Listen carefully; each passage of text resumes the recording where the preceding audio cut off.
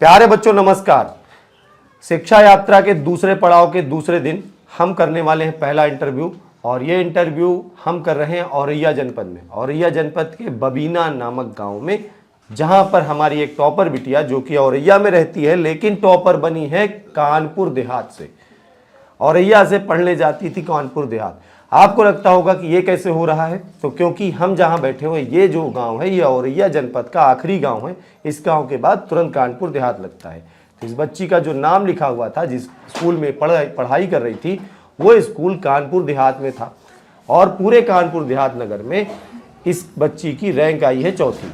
तो सबसे पहले बच्ची से ही जानते हैं कि ओवरऑल नंबर कितने आए हैं और क्या परसेंटेज बने हो। बेटा अपना नाम सबसे पहले बताओ। सर मेरा नाम साधना है और मैंने 500 में से 457 नंबर प्राप्त किए हैं और कानपुर देहात में मेरी 4th रैंक है। सब्जेक्ट वाइज कितने कितने नंबर हैं? सब्जेक्ट वाइज फिजिक्स में 88 और फिजिक्स में 82, इंग्लिश में 88। फिजिक्स में 88 की 82 और इंग्लिश में 88, हाँ। मैथ में 96, हिंदी में 94 और केमिस्ट्री में 97। अच्छा, तो ये ओवरऑल मार्क्स रहे। क्या तुम्हें लगता है कि तुम्हारे मार्क्स सही मिले? नहीं सर, जिस हिसाब से सोचा था उस हिसाब से बहुत कम नंबर आए हैं। ये कहानी आपको हर टॉपर से सुनने को मिलेगी लगातार, क्योंकि इस वर्ष के बच्चों की ये कंप्लेन है। क्योंकि ये जो बच्चे हैं इन्होंने जिस मेहनत से पढ़ाई की थी, इन्हें पूरा भरोसा था कि इनकी रैंक स्टेट में आएगी और या तो अपने डिस्ट्रिक्ट के ये रैंक 1 बनेंगे। लेकिन चलो कोई बात नहीं, अब जो आगे इससे संतुष्ट हो। कॉपी रीचेक तो नहीं करवाओगी? नहीं, कॉपी रीचेक नहीं करवाएंगे। जितने आगे उतने में बेटा हमारा ये बच्चा संतुष्ट है, इतने में या ठीक है। अब आगे की लड़ाई देख लेंगे। अब जो जितना मिलेगा उतना ठीक है। जब रिजल्ट आया तब पता चला कि तुम्हें डिस्ट्रिक्ट में रैंक आई है तुम्हारी? जी सर, रिजल्ट आया तो उसके आधा घंटा बाद हमें पता चला। आधे घंटे बाद स्कूल वालों ने बताया होगा? जी सर, स्कूल हाँ, से कि डिस्ट्रिक्ट में रैंक आई है। हाँ। तब तुम्हारी खुशी कुछ बढ़ी? नहीं बड़ी थी सर, सोचा तो मतलब स्टेट में था तो मतलब उतना वो नहीं था। तो जब डिस्ट्रिक्ट में रैंक आई तो सोच तो हमारी स्टेट की थी, तो उतनी खुशी नहीं मिली। लेकिन कोई बात नहीं, अभी आगे हमारे बहुत सारे एग्जाम हैं। बेटा आगे क्या बनना चाहती हो? तुम्हारी जर्नी आगे वाली बहुत मोटिवेशन से भरी हुई है, क्योंकि ये बाकी टॉपर्स इंटरव्यू से थोड़ा सा डिफरेंट है। आगे क्या करना चाहती हो? आगे सर यहाँ तक जो था पर आगे हम एनडीए की तैयारी कर रहे हैं। एनडीए की तैयारी कहाँ से कर रही हो? एनडीए की तैयारी सर विद्याकुल से डिफेंस एग्जाम। कौन सा बैच लिया है? Second batch, NDA second batch. NDA 2 का बैच लिया है, जिसे हम ऑफिसर्स बैच कहते हैं। ठीक है, ऑफिसर्स बैच से बच्ची लगातार पढ़ रही है। सुमित सर की सबसे खास फैन है, क्योंकि आते ही सुमित सर की सबसे ज़्यादा बड़ाई की, और उसके बाद बता रही है कि सुमित सर का जो 7वां सेट है जिस पे क्वेश्चन नहीं फंसे तो वही सेट इनको मिल गया। कितने नंबर मैथ्स में? 96 क्योंकि सर कॉन्सेप्ट क्लियर था, बहुत अच्छा पढ़ाते थे वो। तो मैथ में कितने लाने की उम्मीद थी तुम्हें? 100 में 100 लाने की उम्मीद थी। लेकिन सुमित सर का वो जो वादा था कि 100 में 100 दिलाएंगे, यहाँ पे थोड़ा सा पेपर अलग होने की वजह से कम हो गया कि 100 में 100 नहीं मिले, 96 नंबर मिले हैं। फिजिक्स में इतने नंबर कैसे कम हो गए? फिजिक्स में सब पूरा पेपर अच्छे से किया था, सारा आया था, सारा पढ़ा हुआ आया था, अब पूरा लिखा था। यूपी बोर्ड की गलती है, इस बार 12 दिन में कॉपियां चेक हो रही हैं, तो किस हिसाब से होगी? यूपी बोर्ड, ध्यान से सुन लो, यूपी बोर्ड। और जब बच्चे रीचेकिंग की बात करते हैं तो सालों लग जाते हैं, और कॉपियां 12 दिन में चेक हो रही हैं। बेटा 3 करोड़ लगभग कापियाँ थी और 12 दिन में चेक हो गई। कैसे चेक हुई ये यूपी बोर्ड जाने। ठीक है, हम बच्चों का क्या है, हम लोग तो लगातार परेशान हैं, लेकिन यूपी बोर्ड आप सुन नहीं रहे हो। सुनो, इन बच्चों की पुकार है, बच्चों की रियलिटी है। इन्होंने जिस सब्जेक्ट में 100 में 100 सही किया है, उस सब्जेक्ट में आप 82 नंबर देते हो सकता है अगर आप पूरे नंबर देते हो तो ये बच्चे स्टेट टॉपर होते। विद्याकुल से जुड़ना कब हुआ बेटा? विद्याकुल से सर शायद हम लक्ष्य बैच में जुड़े थे, शायद मार्च। मतलब विद्याकुल के बारे में पता कब चला? विद्याकुल के बारे में लक्ष्य बैच आया था, उससे 1-1.5 महीना पहले पता चला। लक्ष्य बैच हमारा नवंबर में आता है, उसके 1-1.5 महीना पहले पता चला। कैसे पता चला? यूट्यूब से क्लासेस देखी थी हमने। किसकी क्लास सबसे पहले देखी थी? अंकित सर की। अंकित सर की। तो अंकित सर की क्लास से लगा कि और भी क्लास देखनी चाहिए। जी, अंकित सर बढ़िया पढ़ाते हैं। बिल्कुल। क्या अच्छा लगता है अंकित सर का? अंकित सर पढ़ाने का तरीका, मतलब वो हंसाते भी हैं, पढ़ाते भी हैं, और बीच बीच में गाना भी सुना देते हैं। अंकित सर का गाना बहुत फेमस हो रहा है। हमें लगता है कुछ दिन बाद वो टीचर से सिंगर क्यों ना शिफ्ट हो जाए।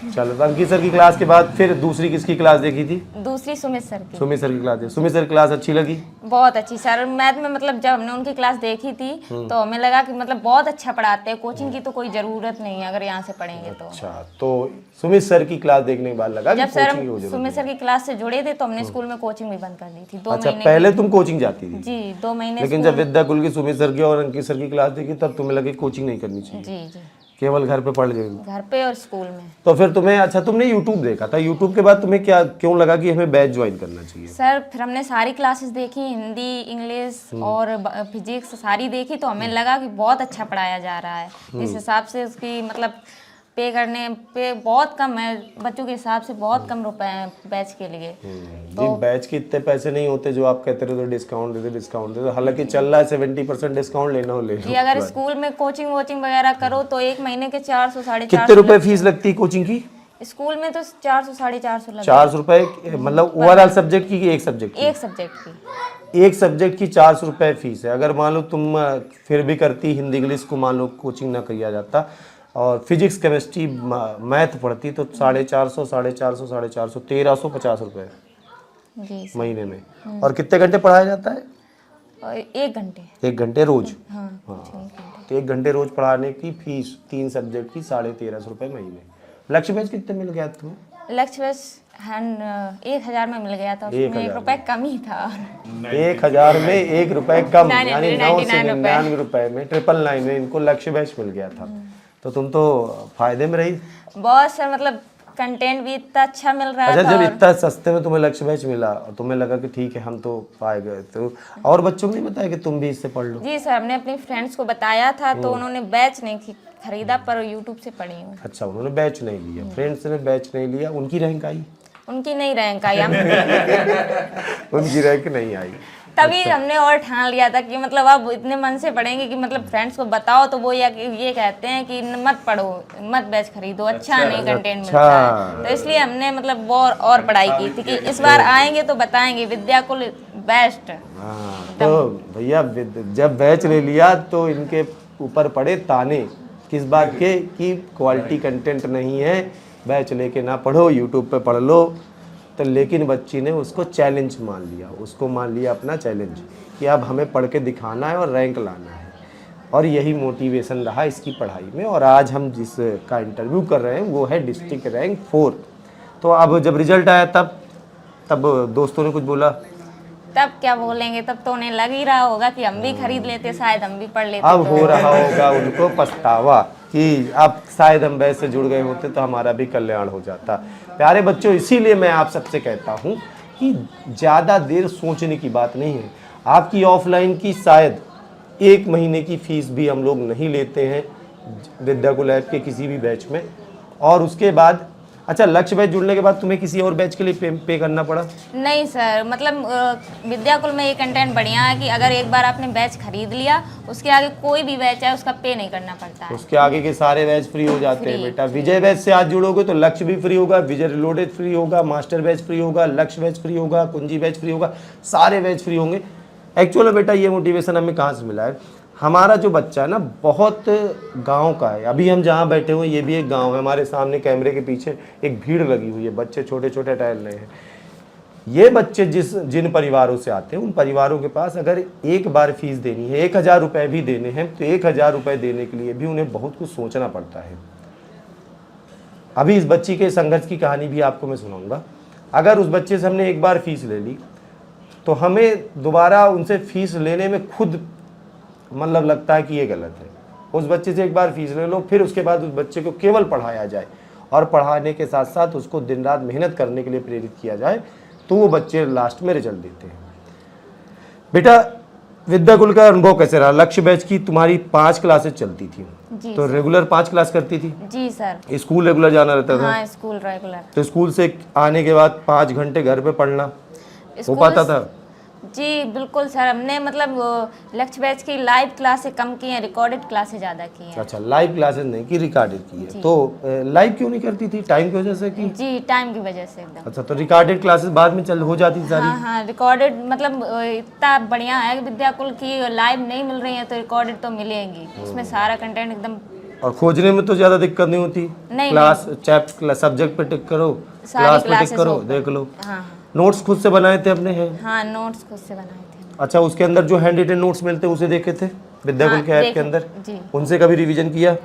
मतलब जो नोट्स हमने बनाए थे खुद से और रिटन नोट्स देख के, पीडीएफ से देख के सारे मिक्स में बनाए थे, तो उसी से अच्छा, तो अपने से नोट्स बनाए थे, लेकिन उन नोट्स को बनाने के लिए इन्होंने विद्याकुल के हैंड रिटन नोट्स का भी हेल्प लिया था और फिर जा करके अपने फाइनल नोट्स बनाए थे। एग्जाम टाइम में उन्हीं नोट्स से रिवीजन किया? हाँ, नोट्स रिव्यू हेल्प मिली उससे? बिल्कुल बिल्कुल पूरी हेल्प। अभी हम एक पार्ट इस इंटरव्यू में और रखेंगे। इंटरव्यू के अलावा आपको लगातार इस आपके क्वेश्चंस रहते हैं कि टॉपर्स के नोट्स हमें दिखाइए। तो बेटा इस इंटरव्यू के सेकंड पार्ट में या छोटे छोटे वीडियोस के माध्यम से हम आपको टॉपर के नोट्स भी दिखाते रहेंगे, ठीक है? जुड़े रहिए। अब आते बेटा, ये तो हो गई आपकी विद्याकुल की जर्नी। कुंजी बैच का अनुभव कैसा रहा? कुंजी बैच के जो मतलब हमें मिले थे पेपर, वो सारे फंसे। केमिस्ट्री का तो पूरा 100 में 100 फंसा था। केमिस्ट्री का पेपर कुंजी बैच से पेपर फंस गया? कुंजी बैच से फंसा था और लेक्चर बैच की क्लासें की थी तो हमें बहुत ईजी लगा वो। तो कुंजी बैच से तुम्हारा टाइम मैनेजमेंट सही हो पाया था कि नहीं? जैसे हम लोग कुंजी बैच से लाते हैं कि बच्चा 3 घंटे में पूरा पेपर सॉल्व करना सीख जाए, उसकी राइटिंग प्रैक्टिस हो जाए, क्योंकि यूपी बोर्ड में सब्जेक्टिव पेपर होते हैं। सब्जेक्टिव पेपर को लिखना, एक टाइम के अंदर लिखना, पूरा पेपर कंप्लीट करना, तो वो मैनेज हो पाया कि नहीं? सर बस हिंदी में था जो टाइम नहीं मिला था, मतलब उधर बिठाने में थोड़ा सा टाइम हो गया था। अच्छा। तो हिंदी में नहीं मिला था। बाकी सारे पेपर हमारे फिजिक्स का पेपर तो 2 घंटे 45 मिनट में हो गया था पूरा। तो फिर आधे घंटे बैठ के एग्जाम वाले मस्ती चल रही थी? मस्ती नहीं सर, कॉपी दोबारा चेक सजाए। अब कॉपी सजी होगी तो नंबर जो बढ़िया बच्चे मिलेंगे। हमारे बैच से पढ़ते हैं उनके एग्जाम हॉल में यही हाल होते हैं। वो आधे घंटे 45 मिनट पहले पेपर करके बैठ जाते हैं और फिर 45 मिनट 2 बार कॉपी रीचेक फिर चेक करते रहते हैं। तो आधे घंटे पहले फिजिक्स का डाला था। मैथ्स का पेपर? मैथ्स का पेपर 2 घंटे 45 मिनट में 2 पूरा घंटे ओके। 45 मिनट मैथ्स भी हो गया था। हाँ। और पता था तुम्हें 100 में 100 सही है? बिल्कुल सर, मतलब अगर 1-2 क्वेश्चन थे जो पढ़े हुए नहीं थे पर कॉन्सेप्ट क्लियर था तो हमने कर दिया। फिर उन्हें आगे भी तक किया था? हाँ, उन्हें भी किया, छोड़ा एक भी नहीं था। और मतलब एक्यूरेट कितना सही था? 1 किलो मतलब पूरा करके आए थे। सोचा था कि पढ़ा हुआ नहीं आया, अगर कटेंगे नंबर तो 2-3 कट जाएंगे, तभी 96 से नहीं 96 नंबर इन्होंने सोच रखा था। 96 कभी भी तो आएंगे। 95 से नीचे नहीं जाएंगे मैथ्स। जबकि यूपी बोर्ड में स्टेप मार्किंग का प्रावधान है। अगर यूपी बोर्ड स्टेप मार्किंग करता तो 96 98 नंबर इस बच्ची के 100% आते हैं। साथियों, अभी हम जहाँ बैठे हुए हमें पता चला कि यहाँ पे लाइट नहीं आती है 11 बजे से दोपहर में। जब इस तपती गर्मी में आप लोग इस इंटरव्यू को देख रहे हैं तो दोपहर के 11 बजे से शाम 4 बजे तक जब धूप अपने चरम पर होती तब यहाँ पर लाइट नहीं होती है, तब लाइट कट जाती है। अच्छा, पेपर दे के आते थे तो तुम्हें कॉन्फिडेंस रहता था कि हाँ मेरा पेपर अच्छा हुआ, मेरे नंबर अच्छे जी आएंगे? सर, पे घर पे आके सबको बताया सबको करते थे बताया कि देते मतलब पेपर बहुत अच्छा गया, इस बार स्टेट रैंक तो आएगी। अच्छा, जब पूरे पेपर खत्म हो गए सबको फाइनल कर दिया था कि भैया स्टेट रैंक आ स्टेट गई रैंक है, आएगी। अब सब लोग तैयारी करो, हमें जी, गिफ्ट दीदी भी मम्मी भी सारे खुश थे, हम भी खुश थे कि मतलब स्टेट रैंक तो आएगी, कितने भी नंबर कटें स्टेट रैंक में तो पहुंच ही जाएंगे। चलो कोई बात नहीं बेटा, अभी आगे आपके पास बहुत सारे ऑप्शन हैं। एनडीए क्वालिफाई करना है फर्स्ट अटेम्प्ट में? जी सर बिल्कुल। 100%। हाँ, एनडीए का मोटिवेशन कहाँ से मिला कि हमें एनडीए करना चाहिए? जब सर 12th की क्लासेस कर रहे थे तो सुमित सर कह रहे थे साथ नहीं छोड़ेंगे, आगे तक विद्याकुल आपको लेके जाएगा। सुमित सर ने मोटिवेट किया है। क्लास 12th में पढ़ाते पढ़ाते ही इतना मोटिवेशन भर दिया एनडीए को लेकर के कि आज ये बिटिया एनडीए अफसर बनना चाहती है। और एनडीए के बारे में मोटिवेशन क्यों सुमित सर की बातों से मिल गया? जी सर, उन्होंने मतलब पूरा मोटिवेशन भरते गए, मतलब लास्ट टाइम तो उन्होंने पूरा बताया। एक बात आते है इस पे, तुम एक लड़की हो, है ना? कभी ये नहीं सोचा कि मेरी फैमिली अलाउ करेगी? हमारे पास बहुत सारी ऐसी लड़कियां हैं जिन्होंने एनडीए को क्वालिफाई किया। एक बच्ची तो हमारी एनडीए में एनडीए क्वालिफाई कर गई, सीडीए उसका एसएसबी क्वालिफाई कर गई। लास्ट में उसकी फैमिली ने उसको ज्वाइन नहीं करने दिया, सीधे बोल दिया कि तुम सेना में नहीं जॉब कर सकती हो। तो तुम्हें ये नहीं लगा कि तुम्हारी फैमिली प्रॉब्लम आएगी कभी? नहीं सर, फैमिली में मतलब सब ये कहते हैं तुम पढ़ो, जितना पढ़ पाओ पढ़ो, आगे जहाँ जाना है वहाँ जाओ, इस चीज में रोक टोक नहीं है। भैया परिवार का पूरा सपोर्ट है। अपनी पढ़ाई के दौरान जब तुम क्लास 12th में पढ़ रही थी तब उस समय तुम्हें घर के काम? नहीं, मम्मी कहती थी बस पढ़ाई करो, अगर मतलब मेरा मन होता था तो हम करते थे, वरना काम नहीं किया, केवल पढ़ाई मतलब घर से पूरा सपोर्ट मिलता था कि ठीक है तुम अपनी पढ़ाई पर ध्यान दो, हम बाकी चीजें संभाल लेंगे। तुम्हारा मन हो तो घर का काम कर दो, नहीं तो आराम से पढ़ाई करो। जी। कितने घंटे लगभग पढ़ती थी, मतलब जैसे स्कूल के बाद कितने घंटे आपकी पढ़ाई हो जाती? स्कूल से सर हम आते थे 4 बजे, उसके बाद 1-2 घंटा रेस्ट आराम से मस्त, उसके बाद 6-7 बजे से रिकॉर्डेड क्लासेस देखते थे और 9 बजे सो जाते थे। उसके बाद 12 बजे से उठ के रात में पढ़ते थे। रात के 12 बजे उठती थी? जी, रात में पढ़ते थे। भैया पहला टॉपर हमें एक अलग तरीके का मिल रहा है कि शाम के 6-7 बजे सो जाना है, रात के 12 बजे उठने का क्या कारण था? रात बजे 12 बजे तो लोग कहते हैं कि रात के तो भूतों का वास होता है।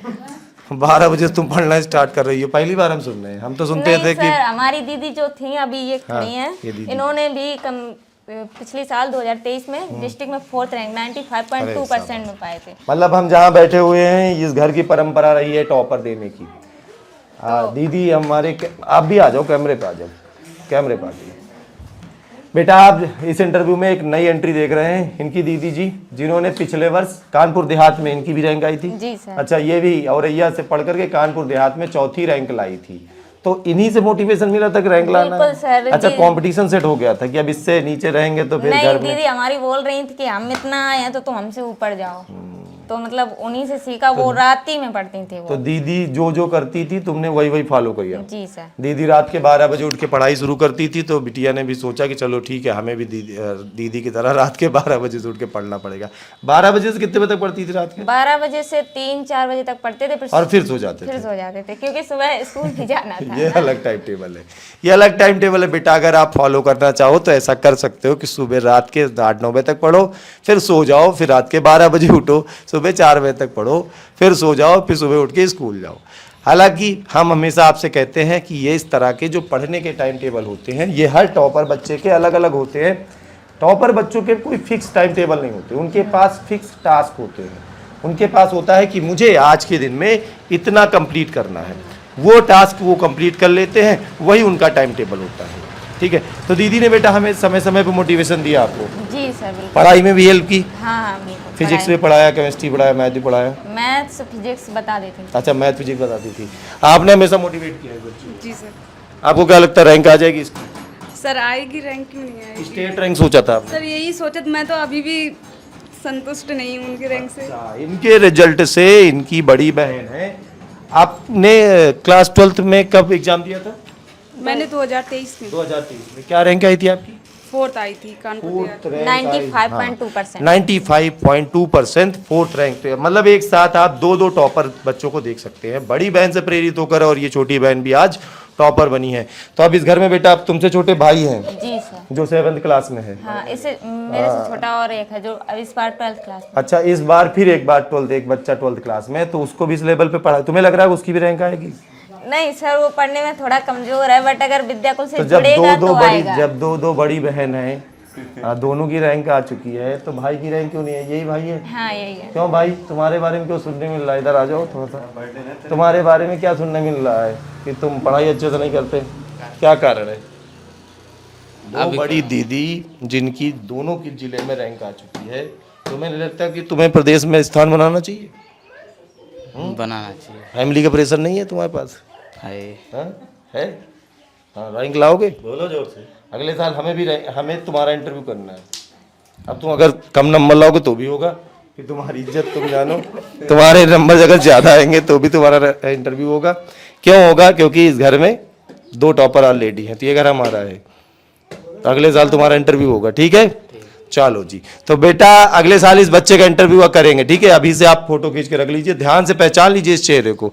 इसी चेहरे का इंटरव्यू अगले साल हम करने आएंगे, और एक टास्क देके जा रहे हैं इस बच्चे को कि अगले साल इसको भी स्टेट रैंक या डिस्ट्रिक्ट रैंक लानी है, ठीक है?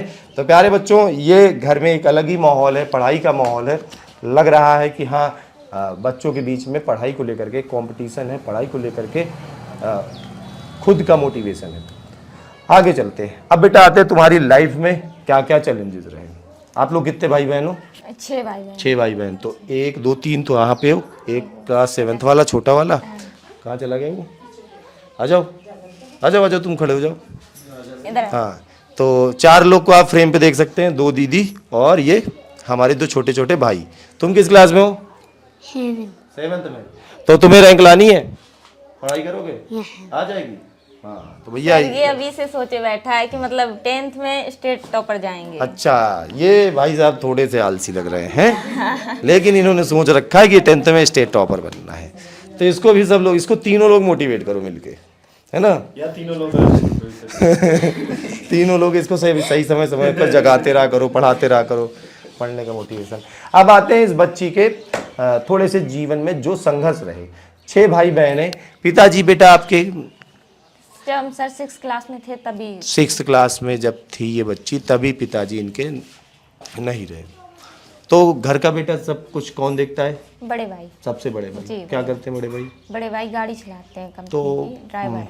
बड़े भाई के, अगर बड़े भाई ने 5 छोटे भाई बहनों को संभाल रखा, पूरा खर्चा घर का जी जी वही संभालते हैं। हाँ। कभी पापा की कमी नहीं खलने दी? नहीं, बिल्कुल नहीं। मतलब कभी नहीं लगे कि हाँ पापा होते तो कुछ और अच्छा होता? नहीं, पापा की कमी तो फिर हमेशा रहेगी, पर उनके रहने से नहीं समझ में आती है। भाई ने पूरा घर संभाल रखा है और इन बच्चों को सबको अच्छी से अच्छी शिक्षा देने का पूरा जिम्मा उठा रखा है। सारी सुख सुविधाएं दी है, हर तरह का मौका दिया है पढ़ने के लिए, और आज ये बच्ची अपनी मेहनत के दम पर टॉपर बन रहे हैं। चलो तो प्यारे बच्चों, ये थे हमारे टॉपर बच्चे जो लगातार अपनी मेहनत के दम पर डिस्ट्रिक्ट में और प्रदेश में स्थान बना रहे हैं। और आप सब भी लगातार बेटा इन सबके इंटरव्यू को खास बात देखने को ये मिल रही कि ये बच्चे पढ़ाई को लेकर के कंसिस्टेंसी के साथ पढ़ाई करते हैं, रेगुलर पढ़ाई करते हैं, हर दिन पढ़ाई करते हैं। आपको भी अगर कुछ ऐसा मोटिवेशन बेटा इस इंटरव्यू से मिला हो तो फटाफट बेटा विद्याकुल ऐप के अंदर विजय बैच स्टार्ट हो चुका है, विजय बैच में एडमिशन लें और अपनी क्लासेस स्टार्ट कर दें। अभी से पढ़ेंगे तो ज़रूर टॉपर बनेंगे। एक्सक्यूज मत देना कभी भी किसी भी बात का कि मेरे घर में ये समस्याएं हैं, मेरे घर में ये दिक्कत है, मेरे पिताजी नहीं है, मेरे भाई दिक्कत है, या कुछ भी XYZ। आपके पास बहुत सारी प्रॉब्लम होती है बेटा, सबके पास होती है, लेकिन अगर हमारे अंदर पढ़ने का जज्बा है तो हम कुछ भी कर सकते हैं। ये कभी भी समस्याएं हमारे सामने कुछ नहीं कर सकती, इनको घुटना टेकना ही पड़ेगा, क्योंकि हम मेहनती, हम मेहनत पे विश्वास करते हैं और हमें टॉपर बनने की आदत हो चुकी है। चलो बेटा, तो लास्ट में 2 मिनट के अंदर अगर आप 2026 में जो बच्चे आ रहे हैं इनको क्या टिप्स देना चाहते हो, क्या क्या करना चाहिए कि टॉपर बन जाए? यही कहना चाहेंगे मतलब कि पहले तो प्रॉब्लम्स को लाए नहीं, कि उन्हें प्रॉब्लम समझे ही नहीं कि प्रॉब्लम्स को प्रॉब्लम ना समझे, पहली पॉइंट है। घर में ये प्रॉब्लम है, ये है, नहीं सोचना चाहिए। तो हमने कभी नहीं सोचा? नहीं सोचा हमने कभी नहीं सोचा कि पापा वाला पार्ट कभी नहीं सोचा? नहीं, मतलब कि अगर उसी में उलझे रह जाओगे तो फिर पढ़ाई निकल जाएगी। तो बेटा सबसे बड़ी चीज ध्यान अगर घर वाले मेहनत से पढ़ा रहे हैं तो तुमको पढ़ना चाहिए, प्रॉब्लम नहीं देखना चाहिए। अगर मौका मिला है आपको पढ़ाई करने का, किसी भी तरीके से मिला है आपको, तो आपको केवल पढ़ाई पर ध्यान देना चाहिए, प्रॉब्लम में उलझे नहीं रहना चाहिए, क्योंकि ये सबके साथ होती है, कोई एक व्यक्ति के साथ नहीं है, हजारों बच्चे ऐसे होते हैं। और एक टिप्स क्या देना चाहोगी? और यही देना चाहेंगे कि मन लगाकर पढ़िए, और मतलब जितना लोगों से दूर रहोगे उतना अच्छा ही रहेगा। वो फोन से जुड़िए केवल विद्याकुल के लिए, ना कि रील्स के लिए। रील्स वगैरह बच्चे क्लास देखेंगे, नहीं सर नहीं देखते। हाँ, तो भैया फोन ये जिसमें आप ये इंटरव्यू देख रहे हो, इसके अंदर रील्स भी होती हैं, इंस्टाग्राम भी होता है, यूट्यूब के शॉर्ट्स भी होते हैं। उनको दिन भर स्क्रॉल करने से केवल टाइम वेस्ट होता है। अगर आपको टॉपर बनना है तो फोन का सही इस्तेमाल करें, सदुपयोग करें, ना कि दुरुपयोग। अगर आप उसको 5 घंटे चलाते हैं तो किसी की क्लासेस देखिए, कुछ ज्ञान अर्जित कीजिए और अपनी पढ़ाई मजबूत करिए। और कुछ टिप्स है? और सर जब कभी पढ़ने का मन ना करे तो सर की क्लासेस देखिए। 24 घंटा हमारे लिए खड़े रहते हैं हमेशा सारे टीचर्स। तो अगर आप नहीं पढ़ना चाहते तो इतना तो देख सकते हैं कि वो 24 घंटे खड़े हैं, तो आप 4 घंटे नहीं पढ़ सकते हो क्या? जी, तो भैया एक हमारी सारी मतलब सबसे लंबी क्लास चली थी 25 घंटे की लाइव। 25 घंटे हमने इस बार 25.5 घंटे की लाइव क्लास पढ़ाई, लेकिन यूट्यूब ने कहा कि हम 25.5 घंटे की आपकी वीडियो अपलोड नहीं करेंगे। तो इस बच्ची ने उस क्लास को भी एक मोटिवेशन, बहुत सारे बच्चे उस क्लास को मोटिवेशन माने। हम लोग बेटा 25 घंटे केवल इसलिए नहीं क्लास चलाते कि हमें व्यूज़ चाहिए, हमें लाइक चाहिए, हमको शेयर चाहिए, कुछ नहीं चाहिए। हम केवल एक टारगेट सेट करते हैं, एक मोटिवेशन बनाते हैं कि बेटा अगर आज तुम्हारे लिए तुम्हारे शिक्षक खड़े होकर के 25 घंटे की क्लास ले सकते हैं तो तुम आखिर क्यों नहीं पढ़ सकते? तुमने वही मोटिवेशन लिया? जी बिल्कुल सर। मतलब जब कभी पढ़ने का मन नहीं करता था, तबीयत भी थोड़ी डाउन रहती थी, तो हम ये सोच लेते थे कि हमारे टीचर्स का गला बैठ जाता है पढ़ाते पढ़ाते, 25 घंटे लाइव रहते हैं तो हम 4 घंटे नहीं पढ़ सकते हैं क्या? अगर 25 घंटे नहीं पढ़ सकते तो 4, 6, 7 घंटे तो पढ़ ही सकते हैं। हाँ जी। तो भैया हमने बेटा आज तक कभी भी आपको अपने दुखों के वजह से या अपनी किसी भी प्रॉब्लम की वजह से आपकी क्लास में रुकावट नहीं आनी थी। एग्ज़ाम टाइम में टीचर्स के गले बैठे हुए हैं, एग्ज़ाम टाइम में लगातार 10 घंटे पढ़ाना है, बॉडी में पेन हो रहा है, दवा खा के पढ़ाएंगे, लेकिन पढ़ाएंगे क्योंकि हमें टॉपर बनाना है। ऐसे बच्चों की ज़िंदगी बदलनी है जो इतने संघर्षों में मेहनत कर रहे हैं, जो इतने संघर्षों में लगातार पढ़ाई कर रहे हैं। चलें, और कुछ बताना है कि ख़त्म करें इंटरव्यू? जी सर, इतना ही कि मतलब जो 2026 में 12th में आएंगे वो विद्याकुल से जुड़ें और पढ़ाई अच्छे से करें और मतलब प्रॉब्लम ना समझे, क्योंकि टीचर अपनी प्रॉब्लम नहीं बताता है, वो दिन रात मेहनत करके पढ़ाता है, तो बच्चों को भी पढ़ना चाहिए। हाँ बेटा, समझ गए आप सभी लोग। इस इंटरव्यू में बहुत सारा मोटिवेशन है बेटा, एक बार फिर से आप देखिएगा, आपको ये कहानी बहुत मोटिवेट करेगी। मिलते हैं किसी अगले इंटरव्यू में, तब तक आप सभी जुड़े रहें, बने रहें, मिलते हैं, धन्यवाद।